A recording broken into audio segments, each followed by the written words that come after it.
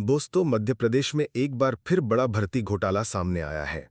कर्मचारी चयन मंडल यानी एमपीईएसबी पर गंभीर आरोप लगे हैं कि उन्होंने भर्ती प्रक्रिया में अयोग्य उम्मीदवारों को मेरिट लिस्ट में जगह दी और योग्य उम्मीदवारों को जानबूझकर अपात्र घोषित कर दिया। यानी मेहनत करने वालों का सपना टूट गया और नियम तोड़ने वाले आगे बढ़ गए। ये मामला है ग्रुप 2 सब ग्रुप 4 2022 भर्ती परीक्षा का, जिसमें 86 पदों के लिए भर्ती होनी थी। योग्य अभ्यर्थी भगवान सिंह का कहना है कि मेरिट लिस्ट में शामिल 76 उम्मीदवारों के पास नगर नियोजन की डिग्री ही नहीं थी। सोचिए, जिनके पास आवश्यक योग्यता ही नहीं, उन्हें मेरिट में जगह दे दी गई।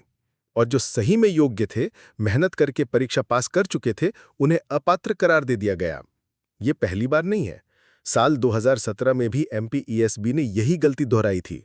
तब 64 पदों के लिए भर्ती हुई थी और हैरानी की बात यह कि 63 अयोग्य उम्मीदवार मेरिट में शामिल कर लिए गए। नतीजा ये हुआ कि 64 में से 63 पद रिक्त रह गए। और अब 2022 में भी वही कहानी दोहराई गई। क्या इसका मतलब है कि बोर्ड ने अपनी गलतियों से कोई सबक ही नहीं लिया? ये सीधी सीधी एमपी कनिष्ठ सेवा नियम 2013 के नियम 5(3) का उल्लंघन है, जिसमें साफ लिखा है कि अर्हकारी सूची में केवल पात्र अभ्यर्थियों को ही रखा जाएगा। इतना ही नहीं, एमपीईएसबी भर्ती नियमावली की धारा 24(ड) भी कहती है कि यदि कोई उम्मीदवार गलत जानकारी छुपाता है तो उसकी उम्मीदवारी रद्द होगी। लेकिन यहां हुआ उल्टा। अयोग्य को मेरिट में जगह मिली और यहां तक कि रीवा में पटवारी पद पर ज्वाइनिंग भी दे दी गई। नतीजा, योग्य बाहर, पद खाली। आरटीआई से पता चला कि इस परीक्षा में 4,337 उम्मीदवार सफल हुए थे। फिर भी 88% पद रिक्त रह गए।